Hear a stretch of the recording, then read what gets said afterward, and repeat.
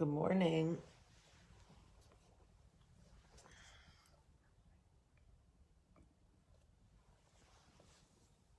Shit. Charlie? Yes, ma'am. Can you bring me one of those napkins?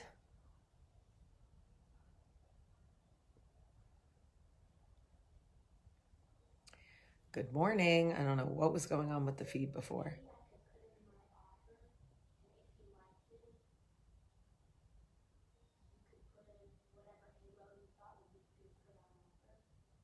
This kid. Charlie? We've already been through this. I said Charlie, you said yes, ma'am. I said, can you bring me a napkin? You ignored me. Then I said Charlie, you said yes, ma'am. So we're not going to do this like in a hamster wheel.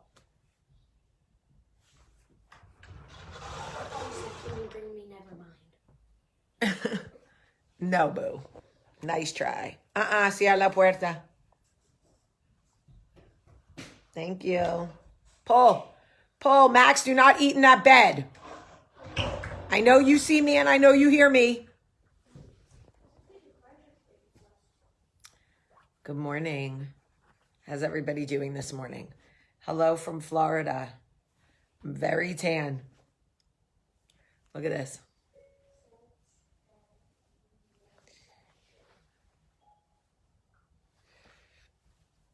Good morning. All is well here. The vacation has been wonderful. Spending time with the kids has been wonderful. We've had such a good time. I mean, I made these wrinkles from these pillows. Holy schmajolies. I have got to get back to Birmingham and my satin pillowcase that does not leave wrinkles, because this wrinkle is not working for me. Like right here and right here, because I sleep on this side of my face. I got my Botox. I needed to like hurry up. Anyway, I went out to dinner last night with my uncle Phil, who is my father's brother. It was so awesome to see him. He's 85. He looks great. He told me so much. So it turns out that my grandfather, my dad's father, was born in Kiev. I had no idea, because back then it was the USSR, so everybody just assumed that my father's father came here from Russia, but he was born in Kiev. And last night I learned that my father was actually Ukrainian. So there is something very prideful to know that now. I would rather be Ukrainian than Russian right now. And so it was very interesting to learn. And anyway, it's so interesting to learn your family's history. I'm so grateful that I got that time to like talk and learn things. And we talked about my dad, and it was so cool. Yes. Wait, who said that? Natalia. She said, yes, I have Ukrainian friends with your last name. Apparently, our last name was Primakov. And he was like a big general. Big, like not so nice guy. So they changed Primakov to Primak when they came to America. But I also found out that my grandfather was like one of 7 children, which I didn't know, which means I have a lot more cousins out there. Will you look at how bad the wrinkles are on this side of my face as opposed to this side? Jeez Louise. So we had a great, just like such a great visit. He showed me pictures of my dad, like when my dad was young. And, you know, my uncle is the one who really set me free. I know that I talked to you guys about this like a couple of years ago when I had that like absolute nervous breakdown. For those of you who have been watching Coffee Talk for 2 years. I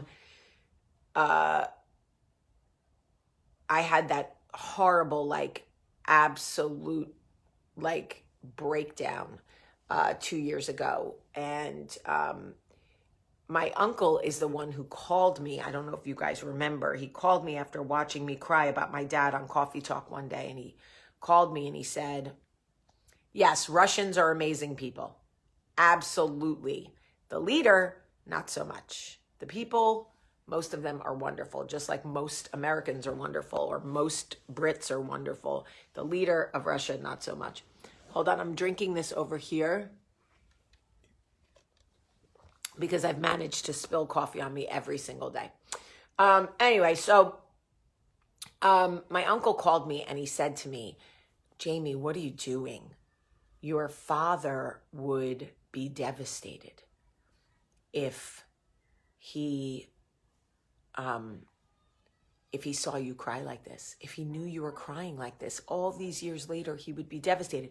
And so it was my uncle who really set me free from being able to talk about my father and not come completely unglued, right?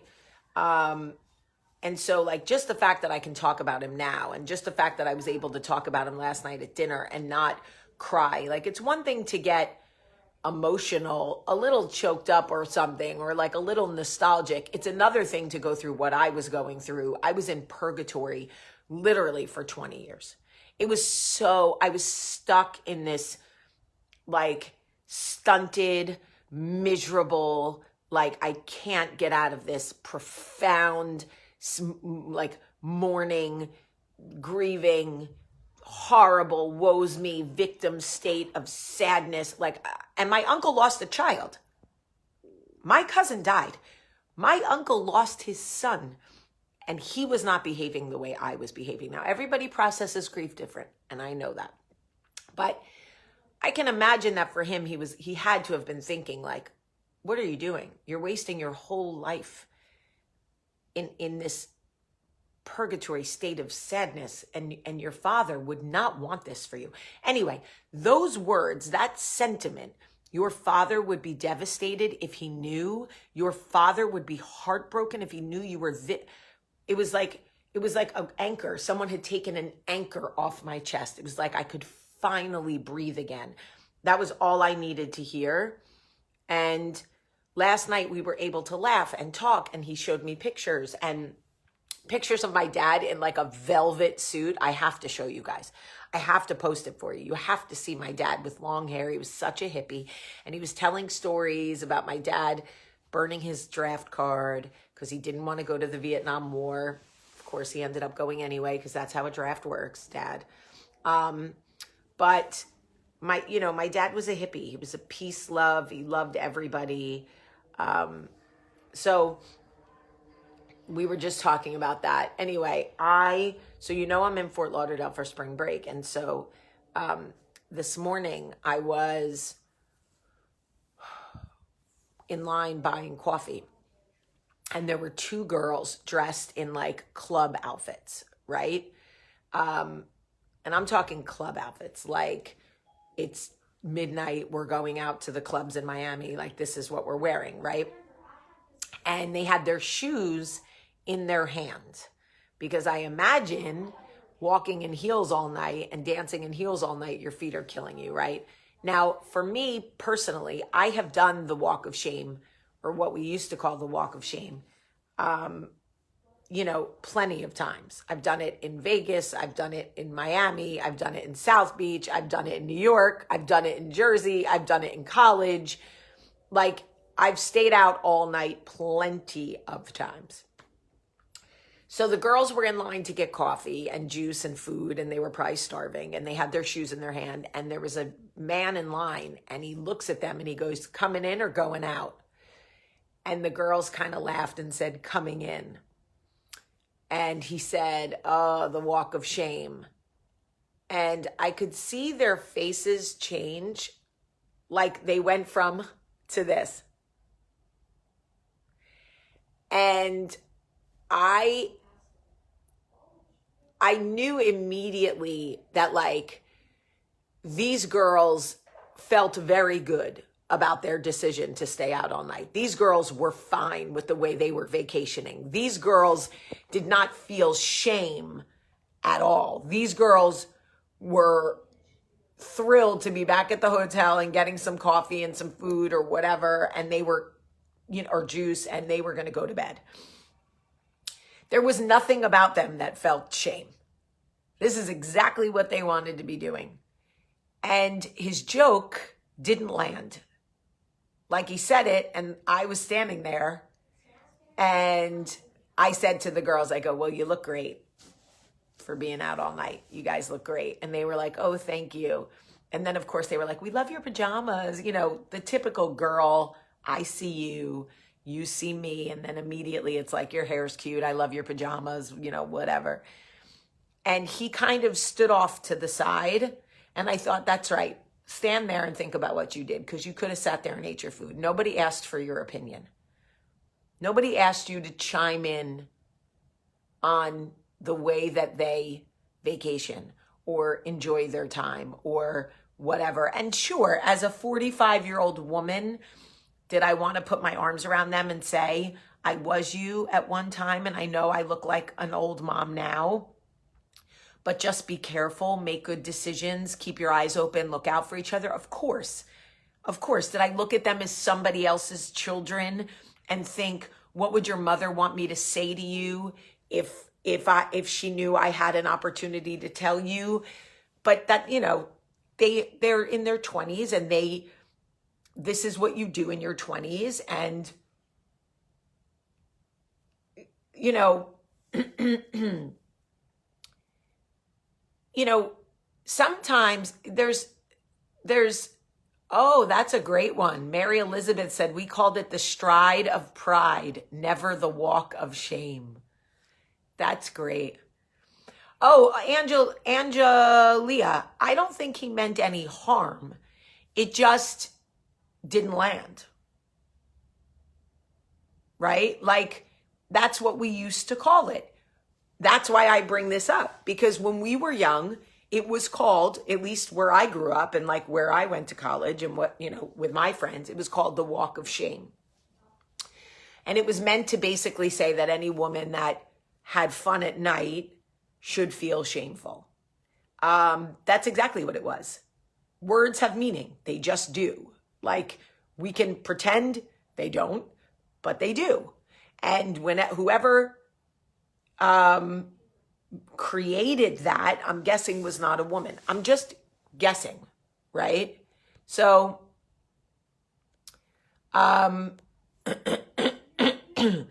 it was just a weird, like, look, he wasn't trying to like hurt anyone.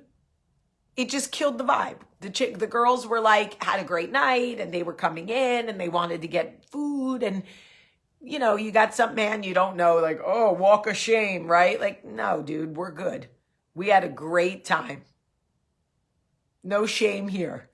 But they weren't confident enough to say that to him, right? So, but that's not my point. Let's not get hung up on that. My point is that what I love is that these girls now, like this generation now, is like, nope, no shame. You could see it in their face. Like, nope. No shame. And I was just like, yes, yes, girl, say it from, like, feel it from your chest. Like, all right, you guys, some of you are clearly missing the point, and that's okay. My whole thing is like, it was very nice to see that these 20-something-year-old girls didn't sort of shrink under any suggestion that maybe what they were doing could be like, ugh, right? It was more like, whatever. And like, I just remember feeling, if I'm being honest, truly, if I'm being honest, like Vegas is one thing because literally it's one giant strip of shame. But I do remember coming in a skimpy dress and heels in my hand to different places and feeling a little shameful that people were looking at me like, girl. And I did put some of that on myself, but I do remember it. I really do. I remember feeling like, oh, Jamie, get your life. You're walking through a lobby barefoot, like at 6 a.m. when these people are going to work and you're just coming home. And I think that was just like the sign of the times, you know? And now it's like, it's just, I don't think this man was judging them. I really don't. I think he was just trying to make fun conversation. But what I got from the whole thing is that the energy has shifted for young people. They don't feel the same, like, that we did, you know? And I think, listen, could that make them more reckless at times? Maybe. I hope it doesn't. I am a mother who wanted to put my arms around them and say, okay, just be careful. Don't pick up a drink once you've put it down. Look out for each other. Stay together. Don't go to the bathroom alone. You know, you want to say all of those things. But yes, wait, who said that? Lexi said, having to put your shoes back on because they won't let you come in with no shoes. How many nights I had to shove my swollen fat feet back into my heels because they wouldn't let me in without my shoes on. Ooh. Oh, Lord. Too many if I'm being honest. This lid is leaking. I finally figured out the problem, y'all. It's the lid. So anyway, I just thought it was great. I thought it was great. I was just like, fuck yeah. Walk of shame. Do. We all deserve one good walk of shame. Also, like, who am I to talk? I go down to get my coffee in my pajamas. That's the real walk of shame. Can you get dressed? Jamie, can you put on some clothes so people don't have to see your boobs flopping around in your lemon pajamas? Okay, so total sidebar to those women of advanced age. I'm 45. I have gotten my period every 28 days my whole life. My whole life. The only time I've ever been late is when I was pregnant. I am a week late on my period. I am not I don't think I'm in perimenopause. I don't feel anything differently hormonal. I'm not having sweats. I'm not having anything, not a zit, nothing. My period literally just did not show up. My last period was February 25th. I am not pregnant. It is not possible. Well, I mean, it is possible for me. It is not possible for Michael. I took a pregnancy test just to be sure because I thought maybe it was psychological. Maybe I was like psyched out. It's negative, obviously. My period just has not come. I don't even feel like I'm getting a period. Nothing. Like, it's like, hello, it's me. I was wondering. No, don't say you're going into perimenopause. Y'all are not a bunch of OBGYNs now. Don't hurt my feelings. Just tell me if it's ever happened to you. My mother said, I asked my mother when I saw her, and she said, you're a little young. My mother said she got her last period December of her 50th year, and she had no signs. She got it in December, and it never came back again. That was it. She never spotted. She never had a phantom period. She never had a nothing. It just disappeared. So I don't want... Let me tell you something very honest. You guys are not going to like this, but this is true. All the months that you go, oh, God, I got my period. Oh, God, I got my period. I hate it. Oh, I got my period. I want my period. I miss it, and I want her to come back. Come back, period. Come back. Wherever you are, I want it. Get back here. Every 28 days until I'm 50, like my mother. Thank you very much. I'm going to call my OB when I get back to Birmingham. But it is very weird. Like, it will mess with your mom. With your mom. It will mess with your mom. It'll mess with your mind. I want my period back. Come back, period. Come back. Like, what does that mean for me? I'm not, no. No. Anyway, I feel away. I feel in my feelings. I feel sad. I feel sad. I want it back. Get back here. Get back here. I did not give you permission to get up. Sit back down in your seat. Period.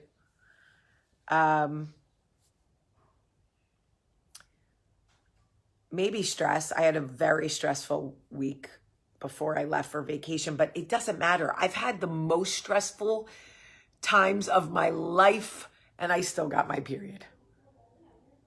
I want my period back. Get over here. Damn it. And I keep telling Michael, I'm like, I still didn't get my period. He's like, okay. He like does not care. Also, another thing I need to know, because I love you guys so much and we talk about everything. Does anybody have a treadmill that they really like? Because I need a treadmill. I know what you're thinking. You don't need a treadmill. Yes, I do. I do need a treadmill. I don't buy myself any big ticket items. I buy my clothes at Old Navy. I don't care. I buy my stuff at I buy a couple of good pieces, but most of my clothes are on shoes. But I want a treadmill. I want a treadmill. So if anybody has a treadmill they absolutely love, that they think is great, please comment and tell me which one you have and why you love it. All right. I love you guys so much. Have a great, great day.